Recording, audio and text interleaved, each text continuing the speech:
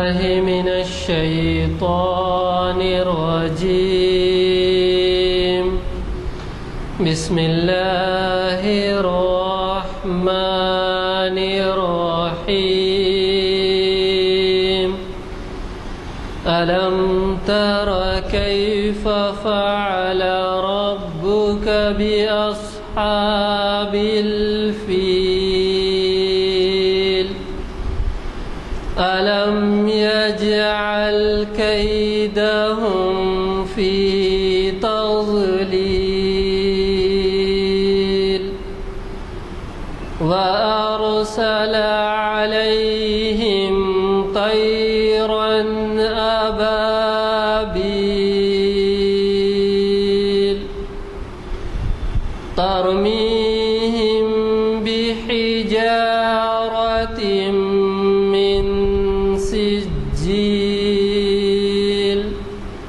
فجعلهم كعصف مأكول. صدق اللہ العظیم. کیا آپ واقف ہیں آج ہماری محفل اقبال شناسی کی 754ویں نشست ہے اور اسے مخاطب کر رہے ہیں آپ کے جانے پہچانے اقبالیات کے اسکالر جناب سید امتیاز الدین صاحب، اور ان کا عنوان ہے اقبال کی ایک نظم کا تجزیہ. حضرات، یہ نشست آج بتاریخ 9 اپریل 2014 عیسوی مطابق 8 جمادی الثانی 1435 ہجری بروز چہارشنبہ بعد اثر جامع مسجد عالیہ گن فاؤنڈری کے کانفرنس ہال میں منعقد ہو رہی ہے. اور یہ اعلامیہ نمبر 522 کا آخری آئٹم ہے. اس کے بعد کا اعلامیہ 523 بھی چھپ کے آ چکا ہے اور یہ دستیاب ہے. جن اصحاب کو نہ ملا ہو وہ ایک سے زائد لیتے جائیں اور اپنے حلقے میں یہ اعلامیہ خصوصاً مساجد میں لگائیں تاکہ لوگ زیادہ سے زیادہ استفادہ کر سکیں. اس میں اوقات نماز میں ایک تبدیلی ہے، وہ ہے فجر کی نماز میں 5:40 پر ہوگی فجر بجائے 5:45 کے. بقیہ اوقات اسی طرح سے ہیں. اور یہ ایک اوقات نماز اس میں دیے جاتے ہیں ایک کونے میں. اور دوسری چیز یہ ہے کہ اس میں ویب سائٹ کا نمبر بھی ہوتا ہے. یہ ویب سائٹ نمبر یہاں پر بھی لکھا جاتا ہے، دیکھ لیجئے آپ. یہ ویب سائٹ اس لیے دیا جاتا ہے کہ اگر آپ کسی وجہ سے یہاں نہ آ سکیں تو سن سکیں، اور ویسے بیرونی ممالک میں بھی لوگ اس سے استفادہ کرتے ہیں. اس وجہ سے یہ ویب سائٹ اس پر لکھا جاتا ہے. اگر آپ کے پاس یہ رہا اعلامیہ تو آپ ضرور اس سے لوگوں کو استفادہ کرنے کے لیے مشورہ دے سکتے ہیں. میں زیادہ تفصیلات میں گئے بغیر صرف اتنا ہی کہوں گا کہ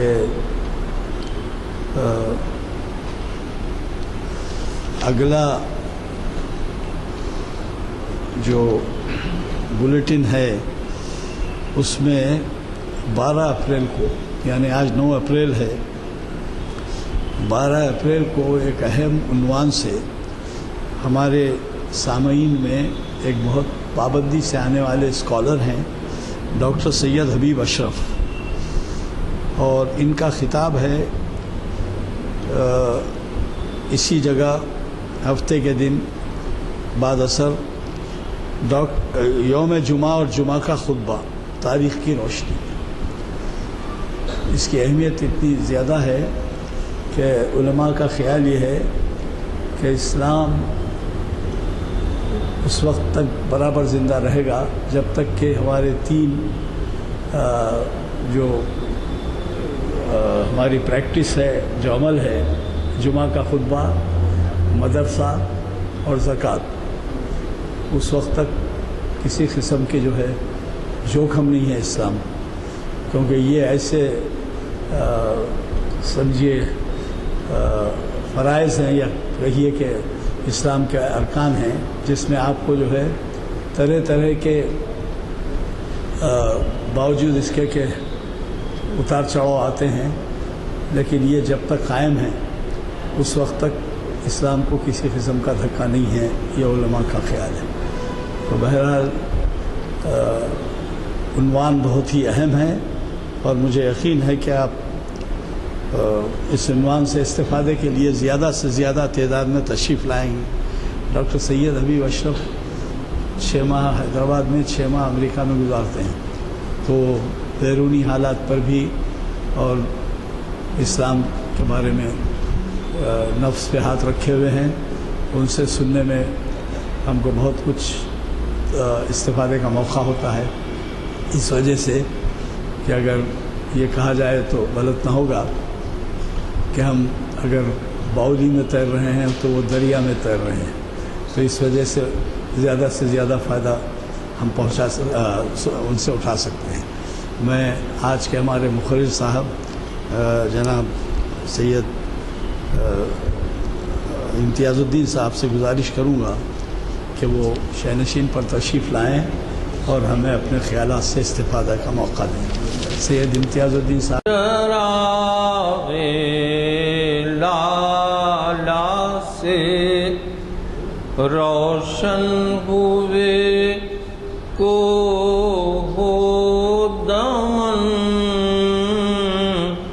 پھر چراغ لالا سے روشن ہوئے کو ہو دمن،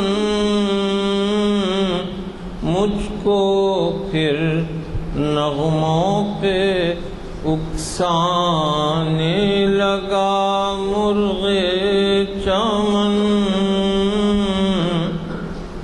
پھول ہیں صحرا میں یا پریاں قطار اندر قطار،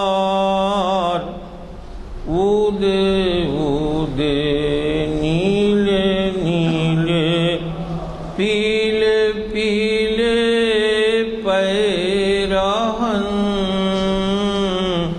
اودے اودے نیلے نیلے پیلے پیلے پیرہن،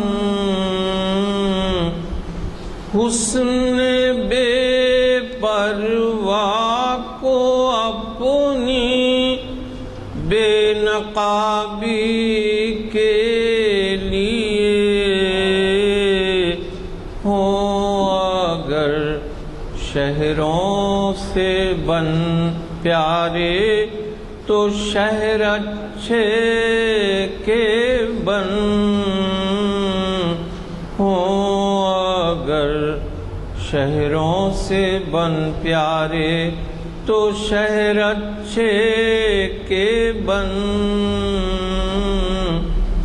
اپنے من میں ڈوب کر پا جا سراغ زندگی، تو اگر میرا نہیں بنتا نہ بن اپنا تو بن، تو اگر میرا نہیں بنتا نہ بن اپنا تو بن، من کی دنیا من کی دنیا سوز و مستی جذب و شوق، تن کی دنیا سود و سودا مکر و فن، تن کی دنیا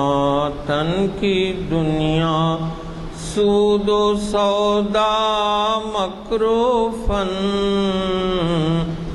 من کی دولت ہاتھ آتی ہے تو پھر جاتی نہیں، تن کی دولت چھاؤں ہے، آتا ہے دھن جاتا ہے دھن،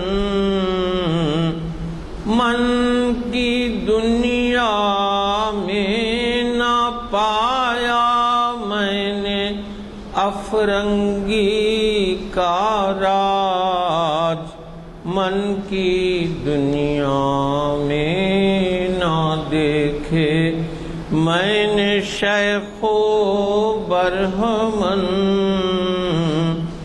پانی پانی کر گئی مجھ کو قلندر کی یہ بات، تو جھکا جب غیر کے آگے نہ من تیرا نہ تن، پھر چراغ لالا سے روشن ہوئے کو دمن۔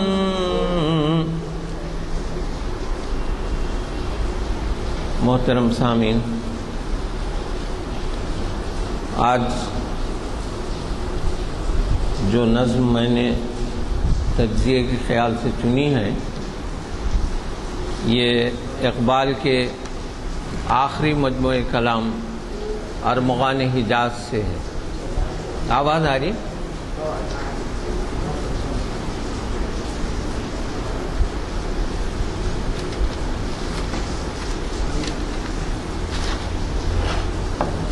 اس نظم کا عنوان ہے ابلیس کی مجلس شورا۔ یہ نظم اقبال نے اپنے انتقال سے 2 سال پہلے کہی تھی، 1936 میں، اور جیسا کہ آپ جانتے ہیں کہ اقبال کا انتقال 1938 میں ہوا، اور اپریل 1938 میں ان کا انتقال ہوا، تو یہ اپریل کا مہینہ ایک لحاظ سے اقبال کا ماہ وفات ہے۔ تو خاص بات اقبال کے کلام کی یہ ہے کہ وہ انہوں نے جو کچھ بھی کہا ہے برسوں پہلے کی بات ہے، لیکن ان کے اشعار میں اتنی اثریت ہے کہ آج بھی ان کے کلام میں ہم یہ دیکھتے ہیں کہ آج کے حالات کا بھی عکس اس میں دکھائی دیتا ہے۔ چنانچہ یہ نظم جو 1936 میں کہی گئی تھی، آج بھی اگر دیکھا جائے تو مسلمانوں کے جو حالات ہیں وہ تقریباً وہی ہیں جو اقبال نے اس نظم میں بیان کیے ہیں۔ عجیب بات یہ ہے کہ جو باوجود اس کے کہ کئی مسلم ممالک دنیا میں موجود ہیں، لیکن کوئی بھی ملک ایسا نہیں ہے جسے آپ بڑی طاقت کہہ سکیں۔ اتنی بڑی آبادی مسلمانوں کی ہے، اور میں سمجھتا ہوں 50 سے زائد ممالک، ہمارے حبیب اشرف صاحب بتا سکتے ہیں کتنے، 56 ممالک ہیں جہاں مسلمان بہت بڑی آبادی میں ہیں اور ان کی حکومتیں قائم ہیں، لیکن وہ کسی شمار و قطار میں نہیں۔ اس کے باوجود بھی ساری دنیا میں جو بہت سی سازشیں اور شر کی کیفیت ہے، اس کی بہت بڑا نشانہ اس کا مسلمان ہے، کیونکہ باوجود اس کے کہ ہم طاقت میں نہیں ہیں، لیکن مسلمانوں کو ایک پوٹینشل ڈینجر سمجھا جاتا ہے، اور یہ سمجھا جاتا ہے کہ یہ قوم اگر بیدار ہو جائے اور اپنی اس کی جو موجودہ حالت ہے اس سے باہر نکلے اور اپنے مذہب پر پوری طرح کاربند ہو جائے تو یہ بہت خطرناک بھی ثابت ہو سکتے ہیں۔ چنانچہ آپ نے یہ بھی سنا ہوگا کہ جب 9/11 کا واقعہ ہوا تو حالانکہ ہونا تو یہ چاہیے تھا کہ نفرت پھیل جاتی، لیکن قرآن شریف کے جو نسخے اس زمانے میں امریکہ میں اور یورپی ممالک میں لوگوں نے گویا لیے، ان کی بہت بڑی تعداد ہے، کیونکہ وہ پڑھ کر دیکھنا چاہتے تھے کہ آخر اس میں کیا ہے۔ تو یہ جو it was the best seller. تو اب اس میں اقبال کا جو بنیادی خیال ہے ابلیس کی مجلس شورا، ابلیس تو ظاہر ہے کہ شیطانوں کا استاد ہے اور اپنے تمام اہم مشیروں کے ساتھ بیٹھ کر گویا وہ میٹنگ کرتا ہے اور اس کے مشیر اس کو بتاتے ہیں کہ اس وقت جو شیطان کی کارگزاریاں رہتی ہیں، جو کارستانیاں ہیں، ان میں کیا چیز سب سے زیادہ حائل ہے اور اس سے کس طرح نپٹنا چاہیے۔ تو چنانچہ یہ 1936 وغیرہ کا زمانہ یہ تھا کہ جب کمیونزم عروج پہ تھا، یعنی مارکسزم، کہ جہاں پر یہ گویا ایک تصور پیش کیا گیا تھا کہ ساری دنیا کے جو غریب مزدور ہیں ان کی مالی حالت سدھاری جائے اور یکسانیت پیدا کی جائے، ایک قسم کی مساوات پیدا کی جائے۔ تو یہ گویا شیطان کے ایک مشیر نے اس کو بتایا کہ یہ بھی بہت بڑا خطرہ ہے، اور پھر اور بہت سی باتیں ڈسکشن میں آئیں، لیکن شیطان نے اس وقت اپنے تمام مشیروں سے کہا کہ مجھے کسی چیز کا ڈر نہیں ہے، اگر ڈر ہے تو صرف اس بات کا کہ کہیں مسلمان سچا مسلمان نہ بن جائے اور وہ اسلام کے جو اصول ہیں ان پر صدق دل سے عمل پیرا نہ ہو جائے۔ یہ میرا سب سے بڑا خطرہ ہے اور اس سے ہم کو گویا یہ چیز پیش نظر رکھنا چاہیے، اور جو دنیا میں ہمارے کارنامے ہم انجام دیتے رہتے ہیں اس میں اسی کو پیش نظر رکھنا چاہیے۔ چنانچہ ابلیس کی جو مجلس شورا، یعنی جو اس کی مشاورتی کمیٹی یا ایڈوائزری کاؤنسل سمجھیے، اس میں کئی مشیر رہتے ہیں اور ہر ایک اپنی اپنی بات کہتا ہے، اور آخر میں سم اپ جو کرتا ہے ان تمام باتوں کو وہ ابلیس کرتا ہے۔ تو شروع میں ابلیس اپنے لوگوں سے یہ کہتا ہے کہ یہ عناصر کا پرانا کھیل، یہ دنیا دوں کے معنی حقیر کمینے کے ہیں، کہ یہ عناصر کا پرانا کھیل، یہ سب دنیا کے بارے میں ہے، یہ دنیا دوں ساکنان عرش اعظم کی تمناؤں کا خون۔ ساکنان عرش اعظم ظاہر فرشتے ہیں، تو وہ جب یہ دنیا بنی تھی اور آدم علیہ السلام کو بھیجا گیا تھا تو فرشتوں نے اللہ سے کہا تھا کہ ہم تو ہمیشہ تیری تسبیح میں رہتے ہیں اور تیری پاکی بیان کرتے رہتے ہیں، لیکن جب نیابت کا وقت آیا اور خلیفہ بنا کر زمین پر بھیجنے کا وقت آیا تو آپ نے آدم کو چنا ہے۔ تو اس وقت اللہ نے کہا تھا کہ میں جو جانتا ہوں وہ تم نہیں جانتے۔ تو گویا یہ جو زمین ہے، یہ دنیا ہے، یہ ساکنان عرش اعظم فرشتوں کی تمناؤں کا خون ہے کہ ان کی خواہش تھی کہ وہ یہاں آ کر نیابت کریں، لیکن آدم آ گیا تھا۔ اس کی بربادی پہ آج آمادہ ہے وہ کارساز جس نے اس کا نام رکھا تھا جہان کاف و نو۔ کاف و نو مانے کن۔ تو ظاہر ہے کہ دنیا کی جو تخلیق اللہ نے کی ہے تو کن اللہ نے کہا اور فیکون ہو گیا، حالانکہ اللہ کو اس کی بھی ضرورت نہیں ہے، لیکن کن فیکون کا کرشمہ ہے کہ پورے عالم وجود میں آ گیا۔ میں نے دکھلایا فرنگی کو ملوکیت کا خواب، میں نے توڑا مسجد و دیر و کلیسا کا فسوں۔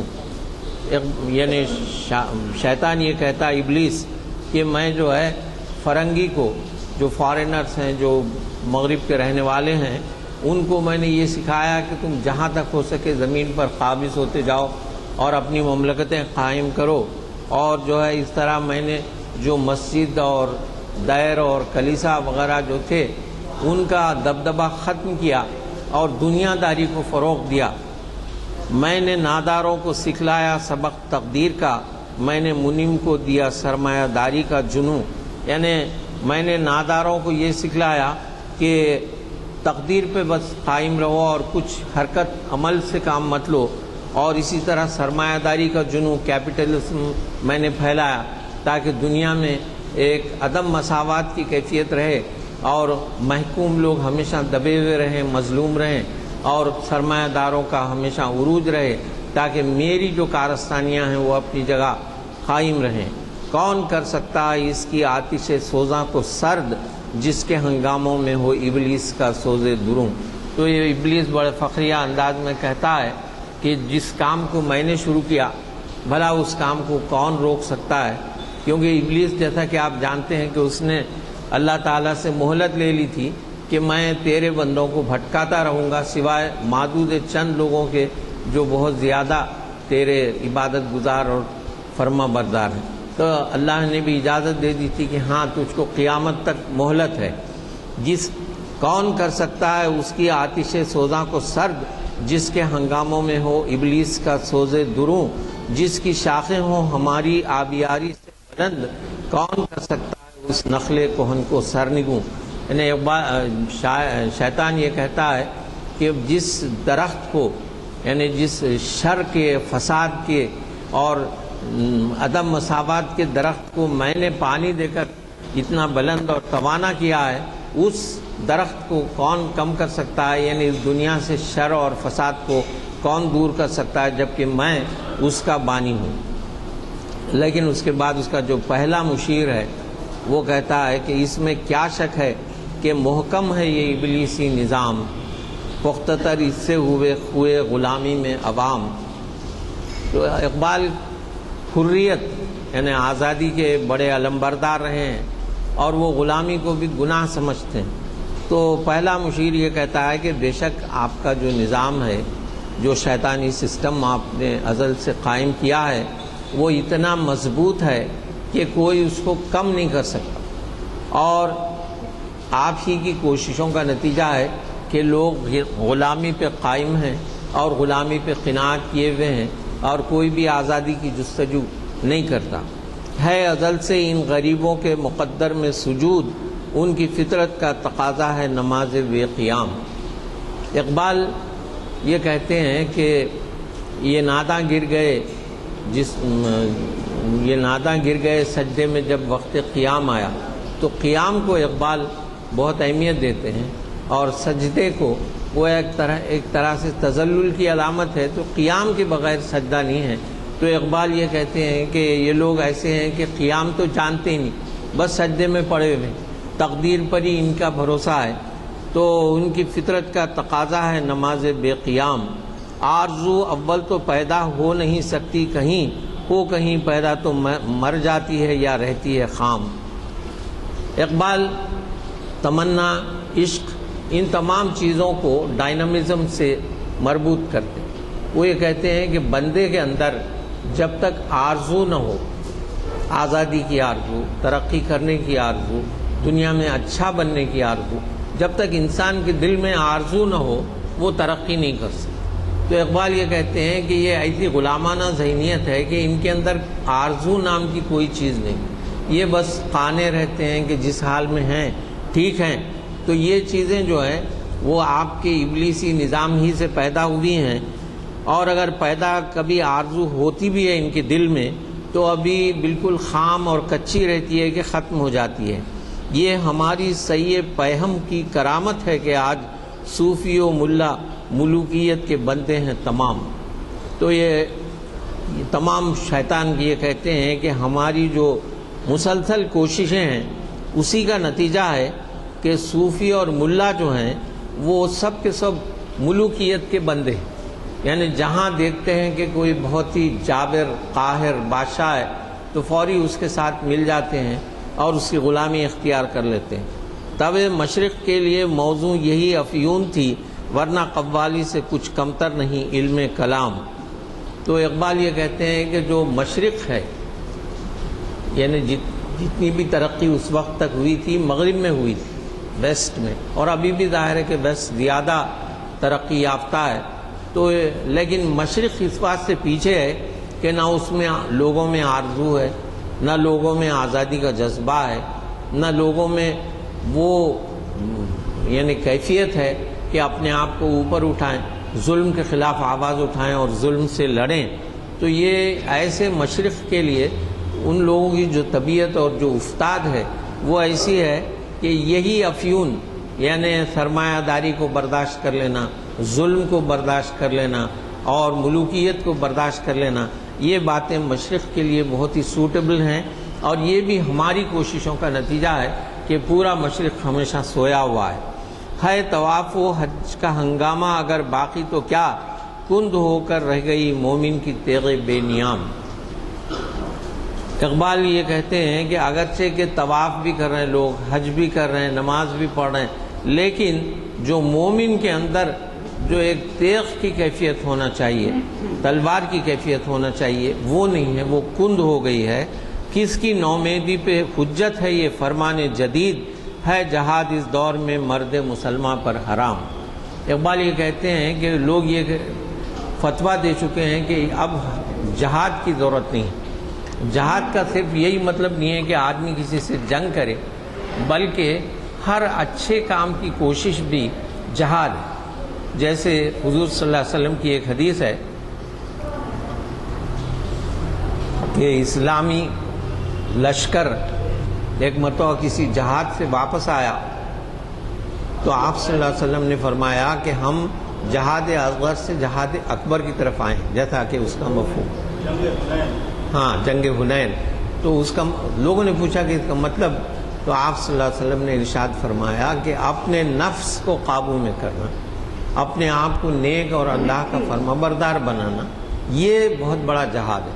ہم کو یہ جہاد کرنا، تو جہاد کا یہ مطلب نہیں ہے کہ جا کے لوگوں کو قتل کرو اور ملکوں پر قابض ہو جاؤ۔ جہاد کا مطلب ہر اچھا کام، بلکہ یہ بات بھی ہے کہ اگر ایک طالب علم سچے دل سے محنت کے ساتھ اپنے امتحان کی تیاری کرتا ہے تو وہ جہالت کے خلاف جہاد کر رہا ہے، وہ علم حاصل کرنے کے لیے آگے بڑھا ہے، یہ بھی ایک طرح کا جہاد ہے۔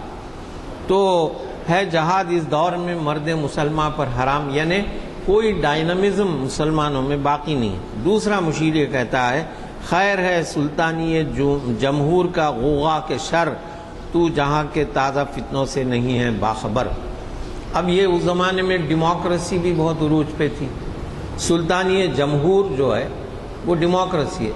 تو اب ایک اس کا دوسرا مشیر، دوسرا ایڈوائزر جو ہے وہ یہ کہتا ہے کہ یہ تو بتاؤ کہ آخر یہ جو ڈیموکریسی کا نعرہ بلند ہو رہا ہے اور دوسرے ملک جو ملوکیت کو ہٹا کے جمہوریت لانا چاہ رہے ہیں، یہ کوئی اچھی بات ہے یا یہ بھی کچھ فساد کی جڑ بننے والا ہے، کیونکہ تم شاید ابھی دنیا کے تازہ فتنوں سے باخبر نہیں ہے۔ تو پھر پہلا مشیر جواب دیتا ہے ہوں، یعنی تو جہاں کے تازہ فتنوں سے نہیں ہے باخبر کا جواب دیتا ہے کہ ہوں، مگر میری جہاں بینی بتاتی ہے مجھے، جو ملوکیت کا ایک پردہ ہو کیا اس سے خطر، ہم نے خود شاہی کو پہنایا ہے جمہوری لباس، جب ذرا آدم ہوا ہے خود شناس و خود نگر۔ تو یہاں درپردہ اقبال برطانوی طرز حکومت کی طرف اشارہ کرتے ہیں، جہاں پر ڈیموکریسی ہے لیکن اس کے ساتھ ساتھ گویا monarchy بھی ہے، یعنی اگرچہ کہ بادشاہ کو اختیارات حاصل نہیں ہیں لیکن جمہوریت بھی جو ہے وہ ملوکیت کا ایک پردہ اس کے اوپر پڑا ہوا ہے۔ ہم نے خود شاہی کو پہنایا ہے جمہوری لباس، جب ذرا آدم ہوا ہے خود شناس و خود نگر، یعنی جب آدم نے کچھ اپنے آپ کو پہچاننے اور اپنے اوپر بھروسہ کرنے کا ارادہ کیا تو ہم نے جو ہے اس ملوکیت کو جمہوریت کے پردے میں لا دیا تاکہ لوگ یہ سمجھیں کہ ان کی حکومت ہے، لیکن دراصل حکومت جو ہے ٹاپ کی رہتی ہے اور وہ ان کا رویہ جو ہے ملوکانہ رہتا ہے۔ کاروبار شہریاری کی حقیقت اور ہے، یہ وجود میر و سلطان پر نہیں ہے منحصر، یعنی اگر آپ شہریاری کرنا چاہتے ہیں، حکومت کرنا چاہتے ہیں تو اس کے 100 طریقے ہیں۔ خالی میر و سلطان بننے سے جو ہے ضروری نہیں رہتا، آپ اپنے آپ کو سلطان کہنے کی بھی ضرورت نہیں ہے، لیکن اس کے باوجود بھی آپ حکومت کر سکتے ہیں۔ مجلس ملت ہو یا پرویز کا دربار ہو، ہے وہ سلطان غیر کی کھیتی پہ ہو جس کی نظر۔ مجلس ملت سمجھیے ہاؤس آف پارلیمنٹ ہے، یہ ہاؤس آف پارلیمنٹ ہو یا پرویز جیسے ظالم بادشاہ کا دربار ہو۔ بادشاہ یا ڈکٹیٹر یا حکمران وہ ہے جو دوسرے کی کھیتی پر نظر رکھے، یعنی جو دوسرے کی زمین ہتھیانے، دوسرے کا مال پر قبضہ کرنے کی جس میں صلاحیت ہو، وہی سلطان بنتا ہے۔ تو نے کیا دیکھا نہیں مغرب کا جمہوری نظام، چہرہ روشن اندروں چنگیز سے تاریک تر، یعنی وہ مشیر بولتا ہے کہ تم نے دیکھا نہیں کہ مغرب میں بھی ڈیموکریسی ہے، لیکن وہ ایسی ہے کہ خالی اس کا چہرہ جو ہے وہ بہت برائٹ نظر آتا ہے، لیکن اگر آپ اندر سے دیکھیں تو وہ چنگیز خان سے بڑھ کر اس میں ظلم و ستم کی عادت ہے، جیسا کہ اب ہم یوکرین کے حالات دیکھتے ہیں، فلسطین کے حالات دیکھتے ہیں، شام کے حالات دیکھتے ہیں، خود یعنی گویا عرب ممالک کے علاوہ بھی کئی دنیا کے دوسرے ممالک میں جو کچھ ہو رہا ہے وہ ہم دیکھ ہی رہے ہیں۔ تیسرا مشیر یہ کہتا ہے روح سلطانی رہے باقی تو پھر کیا اضطراب ہے مگر کیا اس یہودی کی شرارت کا جواب. تو دوسرا مشیر تیسرا بولتا ہے کہ اگر بادشاہت باقی ہے تو پھر تو ہم کو کوئی ڈر نہیں ہے، لیکن ہے مگر کیا اس یہودی کی شرارت کا جواب.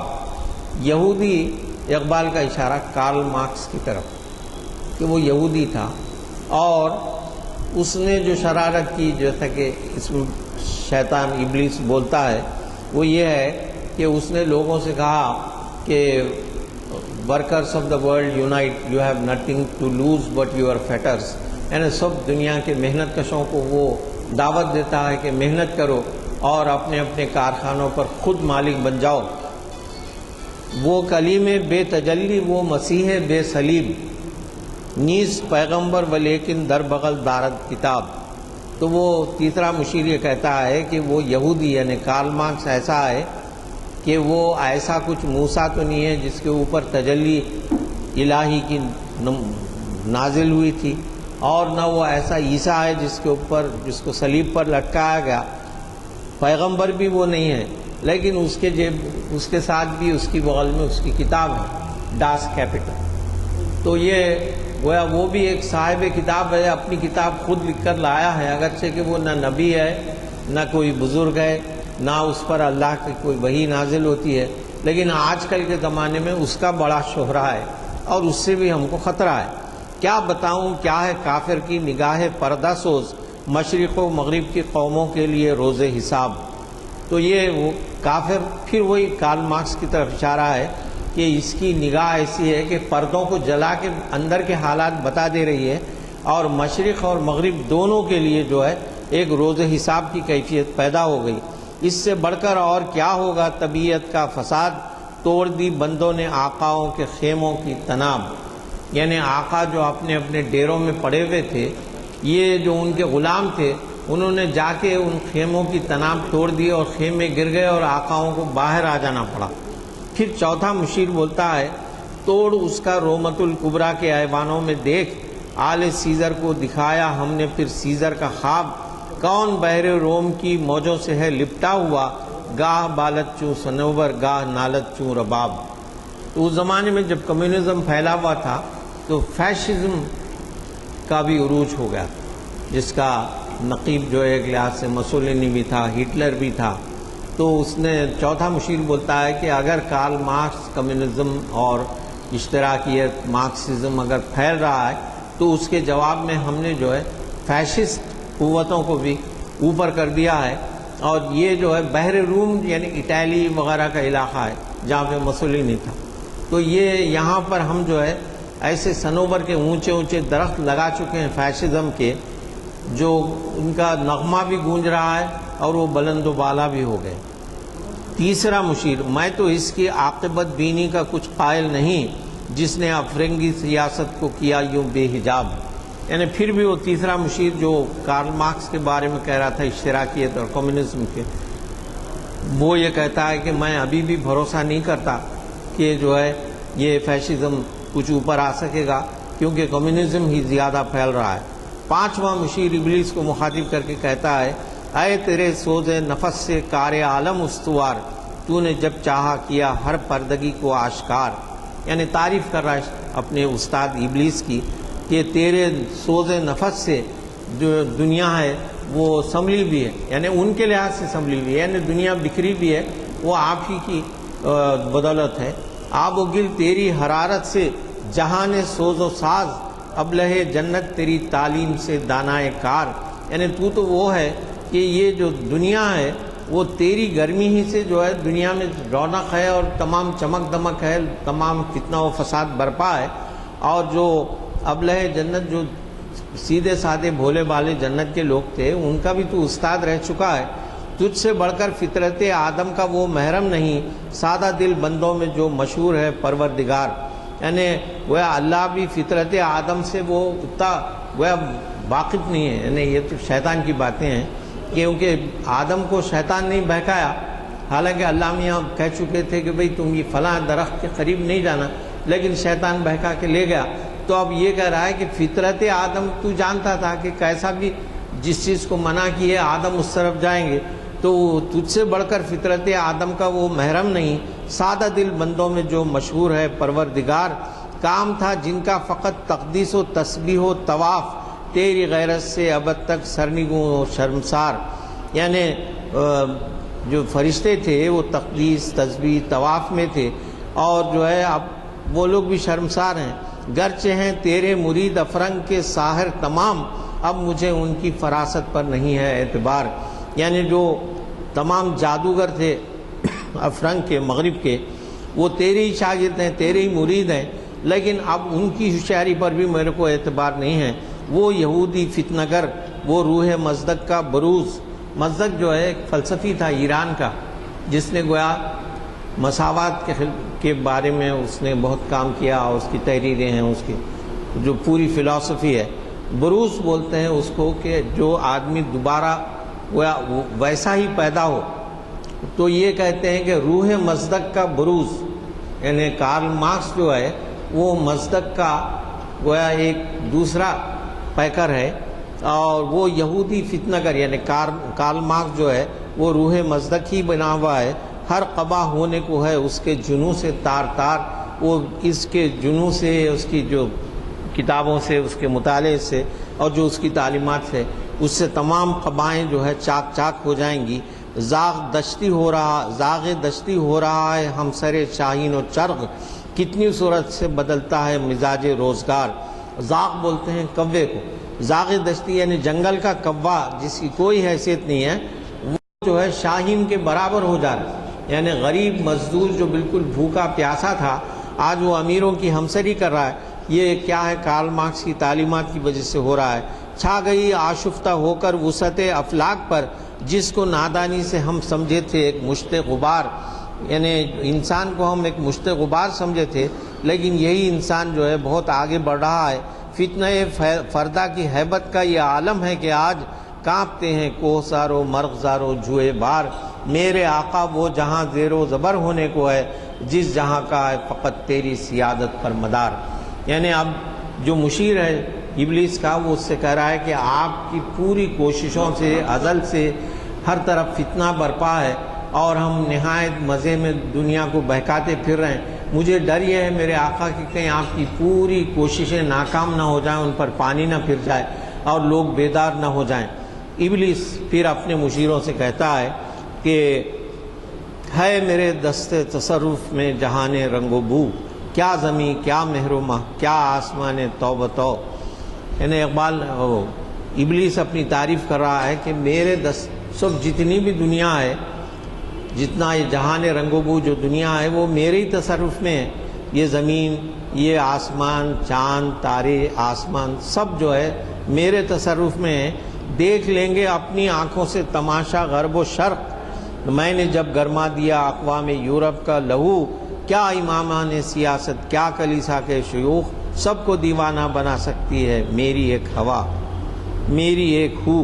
یعنی میں جو ہے پورے یورپ کو اور پورے ویسٹرن کنٹریز کو آپس میں لڑا سکتا ہوں. ایک لحاظ سے اقبال نے گویا اپنے انتقال سے 2 سال پہلے اور جنگ عظیم سے بھی گویا 5 سال پہلے پیشن گوئی کر دی تھی کہ یہ جو ہے جنگ ہو کر رہے گی. کارگاہ شیشہ جو ناداں سمجھتا ہے اسے توڑ کر دیکھے تو اس تہذیب کے جام و سبو. یعنی میرے جو جام و سبو ہیں وہ اتنے مضبوط ہیں، اور اس میں جو شراب بہکانے والی بھری بھی ہے وہ ایسی عمدہ ہے کہ کوئی اس کو ختم نہیں کر سکتا. دست فطرت نے کیا ہے جن گریبانوں کو چاک، مزدقی منطق کی سوزن سے نہیں ہوتے رفو.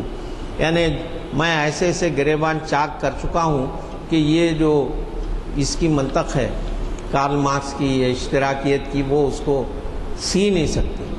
کب ڈرا سکتے ہیں مجھ کو اشتراکی کوچہ گرد، یہ پریشان روزگار آشفتہ مغز آشفتہ ہو. یہ پریشان حال لوگ جو آج دنیا کو گویا ڈراتے پھر رہے ہیں اور بیدار کرنا چاہتے ہیں، یہ مجھے کیا ڈرائیں گے. ہے اگر مجھ کو خطر کوئی تو اس امت سے ہے. اب یہاں پہ آنے کے بعد شیطان یہ کہتا ہے کہ کمیونسٹوں کو چھوڑو اور تمام دنیا کی جتنی تحریکیں نکل رہی ہیں ان سب کو چھوڑو، فیشزم کو چھوڑو. اگر فکر کرنا ہے تو مسلمانوں کی فکر کرو. ہے اگر مجھ کو خطر کوئی تو اس امت سے ہے جس کی خاکستر میں ہے اب تک شرار آرزو. یعنی شروع میں بھی آ گیا ہے کہ آرزو کا ہونا انسان کے اندر ضروری. جب تک کسی چیز کی تڑپ نہ ہو آدمی کچھ بن نہیں سکتا, کچھ ترقی نہیں کر سکتا. تو یہ اگرچہ کہ میں جلا کے خاک کر چکا ہوں اس قوم کو, لیکن اس کے اندر ابھی آرزو کی چنگاری باقی ہے. خال خال اس قوم میں اب تک نظر آتے ہیں وہ کرتے ہیں اشک سحرگاہی سے جو ظالم وضو. یہ کہتا ہے کہ ابھی بھی ایسے لوگ موجود ہیں جو تہجد کی نمازیں پڑھتے ہیں اور ایسے آنسو بہاتے ہیں جو اسی سے ان کا وضو ہوتا ہے. جانتا ہے جس پہ روشن باطن ایام ہے, مزدقیت فتنہ فردہ نہیں اسلام ہے.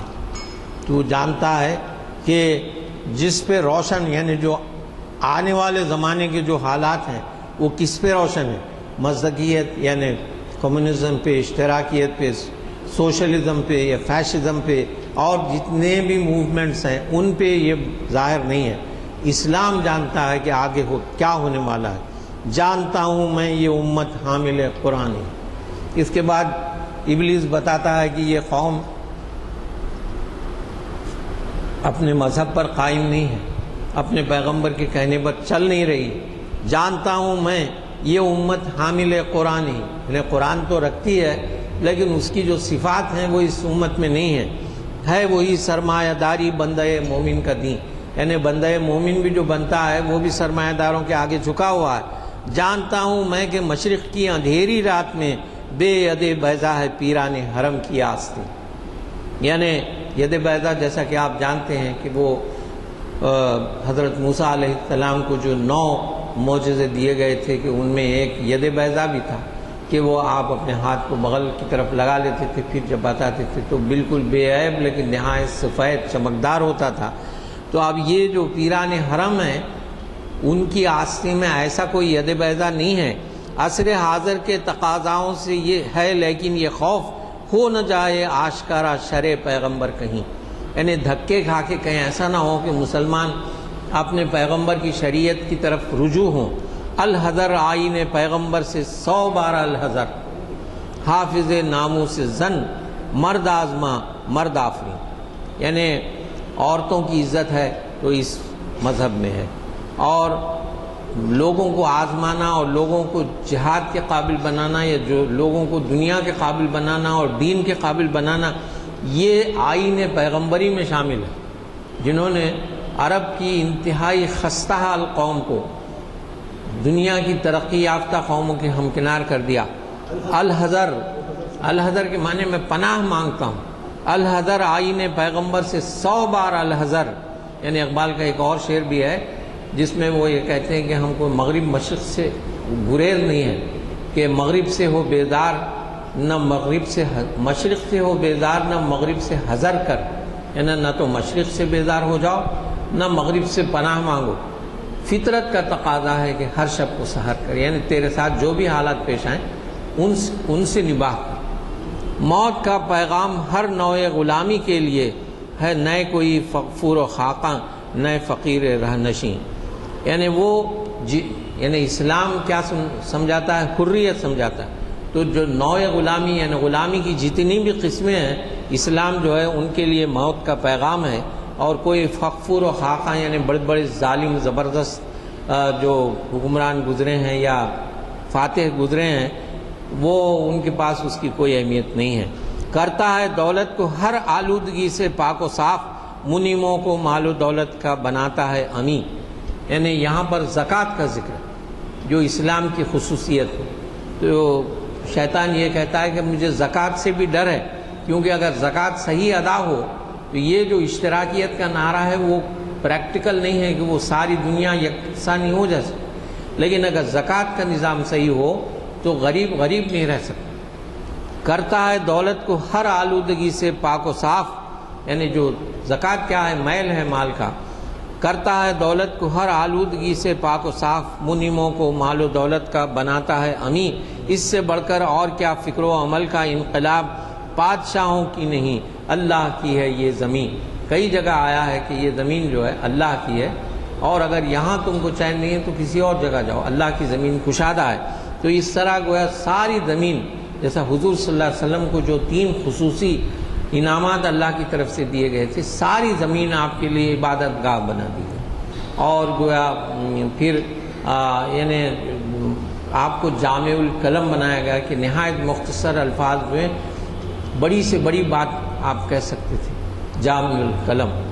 تو اور یعنی جو مال ہوتا ہے غنیمت کا وہ آپ کے لیے حلال کیا گیا۔ تو زمین جو ہے ساری زمین اللہ کی ہے، یا آپ صلی اللہ علیہ وسلم کا ارشاد ہے، اور کہیں بھی انسان جا سکتا ہے۔ یہ اسی لیے اسلام میں وطن کی اہمیت نہیں، ہجرت کی اہمیت، بادشاہوں کی نہیں، اللہ کی ہے یہ زمین، چشم عالم سے رہے پوشیدہ یہ آئیں تو خوب، یہ غنیمت ہے کہ خود مومن ہے محروم یقین۔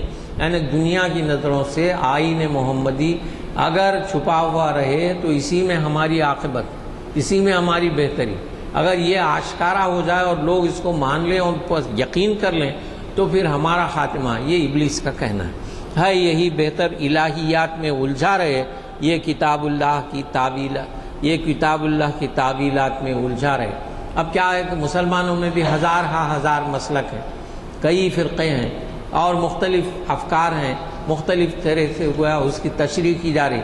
تو ابلیس یہ کہتا ہے کہ بجائے سیدھے راستے پہ چلنے کے مسلمان اگر اپنی تعویلات میں الجھے رہیں تو کبھی سیدھے راستے پر نہیں آ سکتے، اسی میں الجھے رہیں تو یہ ان کے لیے بہتر ہے۔ توڑ ڈالیں جس کی تکبیریں طلسم ششجہات، ہو نہ روشن اس خدا اندیش کی تاریک رات۔ یعنی اقبال یہ کہتے ہیں کہ ابلیس کی زبان سے کہ توڑ ڈالیں جس کی تکبیریں، یعنی اللہ اکبر جو ہے محض ایک تکبیر نہیں ہے بلکہ بیداری کی علامت ہے، اور یہ ایسی چیز ہے جو دنیا کو بیداری کی طرف لے جاتی ہے۔ توڑ ڈالیں جس کی تکبیریں طلسم ششجہات، یعنی 6 طرف سے ہر طرف کے جادو کو بھی تکبیر سے توڑا جا سکتا ہے، اللہ اکبر میں وہ تاثیر ہے۔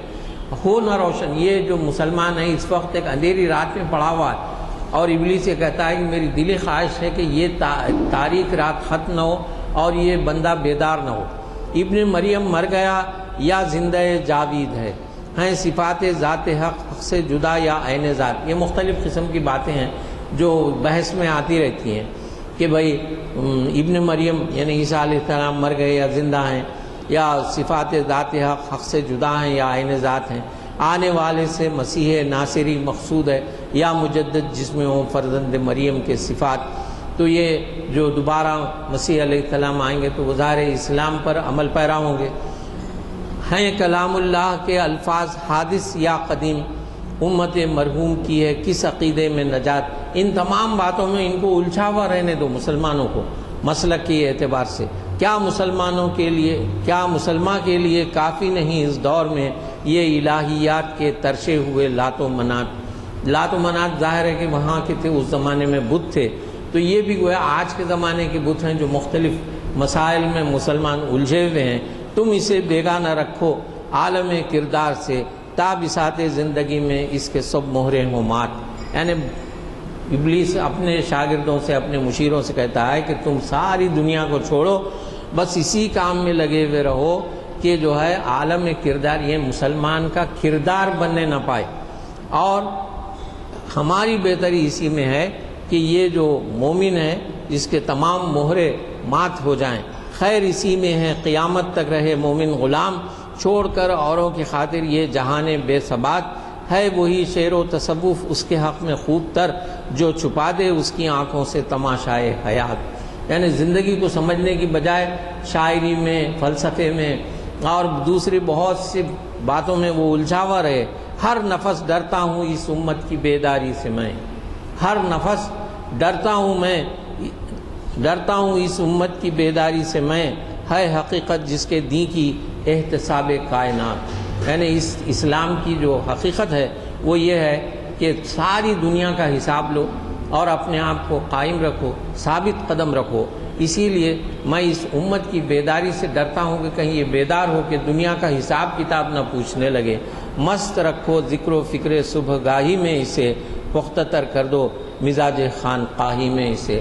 یعنی بس اس کو عبادتوں میں چھوڑ دو اور اس کے اندر آرزو پیدا مت ہونے دو اس کے اندر کوئی جذبہ اپنے آپ کو ترقی کرنے کا، حریت کا، لوگوں میں بیداری کا اور مساوات کا اور آئین پیغمبری پر عمل پیرا ہونے کا جذبہ اس کے اندر مت پیدا ہونے دو۔ یہی ایک کام اگر تم کر لو گے تو ہماری جو ازل سے جو کوششیں ہیں انسان کو بہکانے کی، اس میں ہم ہمیشہ کامیاب رہیں گے۔ تو یہ گویا ابلیس کا پیغام اپنے مشیروں کے نام۔ پہلے تو یہ کہ آج ہم اللہ تعالیٰ کے مشکور ہیں کہ اس نے ہمیں ایسی محفل میں شرکت کا موقع دیا جو ابلیس سے متعلق تھی۔ اور دوسری بات یہ ہے کہ باوجود اس کے کہ مجھے معلوم ہے کہ مخرج صاحب کی طبیعت کچھ ناساز ہے، لیکن اس کے باوجود انہوں نے وعدے کی پابندی کی اور ہمیں مخاطب کیا۔ ایک بات اور جو آپ سے کہنا چاہوں گا وہ یہ ہے کہ ہفتے کا جو پروگرام ہے وہ مت مس کیجیے۔ آج تو چہارشنبہ ہے، ہمارا آخری آئٹم ہو چکا ہے۔ اگلے بلیٹن لیتے جائیے، اور اس میں جو دوسرا آئٹم ہے یوم جمعہ اور جمعہ کا خطبہ تاریخ کی روشنی میں، ڈاکٹر سید حبیب اشرف صاحب ہمیں مخاطب کر رہے ہیں۔ تاریخ اسلام کا 640 نشست ہے۔ عنوان بہت اہم ہے اور آپ جانتے ہیں کہ وہ ایک انٹرنیشنل فگر ہے۔ 6 مہینے یا 6 مہینے سعودی وہ آپ کے وہاں گزارتے ہیں اور معلوم نہیں کہاں کہاں جاتے ہیں، تو بہرحال حالات پہ نفس پہ حالات کی ہاتھ رکھے ہوئے ہیں، تو وہ جو ہے آپ کو بہت کچھ ان سے استفادے کا موقع ملے گا۔ مجھے جہاں تک معلوم ہے وہ شاید ایک 10 دن کے اندر پھر امریکہ واپس ہو رہے ہیں۔ تو اس طرح سے جو ہے یہاں تشریف رکھے ہیں حبیب اشرف صاحب، ڈاکٹر صاحب جو ہے آپ ضرور شرکت کیجیے اور اپنے ساتھیوں کو لیتے آئیے۔ اور ایک بات کہتے ہوئے میں اپنے مخاطبت ختم کرتا ہوں کہ امتحانات کا زمانہ ختم ہو رہا ہے۔ ممکن ہو اپریل کے بعد بھی کچھ امتحانات ہوں، لیکن 70-80% اسٹوڈنٹس امتحانات سے فارغ ہو چکے ہیں اور صرف لاہو لعب میں اور ٹی وی میں پروگراموں میں کھیل کود میں مصروف ہو جاتے ہیں۔ یہ آپ پہ ہم پہ بڑی ذمہ داری ہے، اس کی پوچھ ہوگی کہ نوجوانوں کے لیے آپ نے کیا رہنمائی کی۔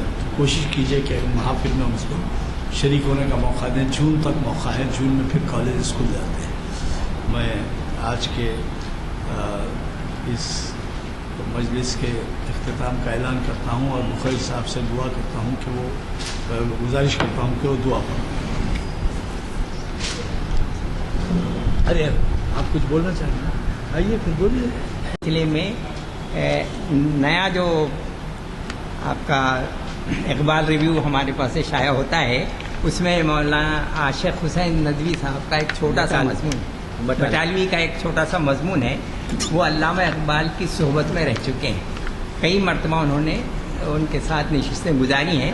اس کا آخری پیرا میں سناتا ہوں جو اس کا لب لباب سمجھا جا سکتا ہے، جو آپ نے اسکول کالج کے بچوں کے لیے بطور نصیحت فرمائی تھی۔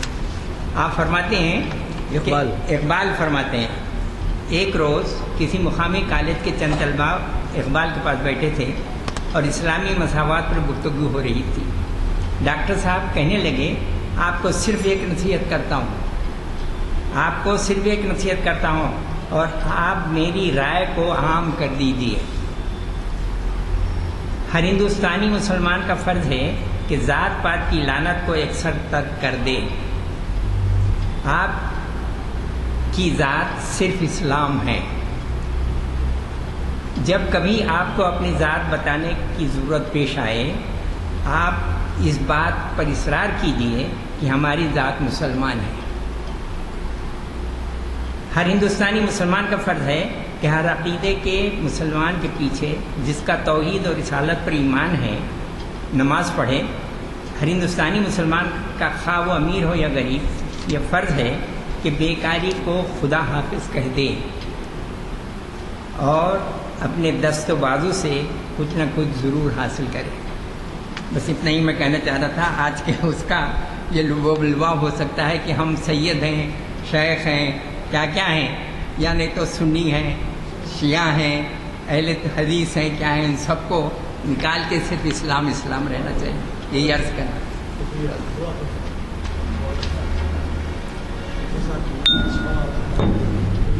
یہ ابھی آپ نے ایک بات کہی جو ایک چیز ہے جو اتنی میری عمر ہو گئی لیکن مجھے معلوم ہی نہیں تھا اور ابھی بھی معلوم نہیں۔ آج کل کیا ہو رہا ہے کہ مساجد میں کئی لوگ آ جاتے ہیں کہ ہم کو شیخ کا سرٹیفکیٹ دیجیے۔ وہ معلوم ہوا کہ شیخ جو ہے کچھ بی سی کیٹیگری میں آ رہا ہے۔ بچپن سے مجھے یہ معلوم ہی نہیں تھا کہ مسلمانوں میں کوئی بیکورڈ کمیونٹی بھی ہوتی ہے۔ اور پھر یہ ہے ہم اتنا جانتے تھے کہ کسی کا نام فرض کیجیے سید امتیاز الدین ہے، وہ سید، کوئی صاحب ہے محمد خیر الدین شیخ ہیں۔ اب اس میں یہ نہیں، اور اچھے خاصے لوگ، نہ وہ بیکورڈ تھے نا، یہ اس میں کیا مجھے اب تک معلوم نہیں ہو سکا۔ اور اتفاق سے وہ مسجد میں لوگ آ دستخط لے کے جاتے ہیں۔ تو آپ میں سے الحمدللہ رب العالمین، اللہم صلی علی سیدنا و مولانا محمد وعلی آل سیدنا و مولانا محمد وبارک وسلم۔ ربنا آتنا فی الدنیا حسنۃ وفی الآخرۃ حسنۃ وقنا عذاب النار۔ ربنا اغفر لی ولوالدی وللمؤمنین یوم یقوم الحساب۔ رب ارحمہما کما ربیانی صغیرا۔ وصلی اللہ تعالی علی خیر خلقہ سیدنا و مولانا شفیعنا و نبینا و حبیبنا محمد وآلہ واصحابہ وازواجہ وذریاتہ وأهل بيته أجمعين وسلم تسليما كثيرا كثيرا۔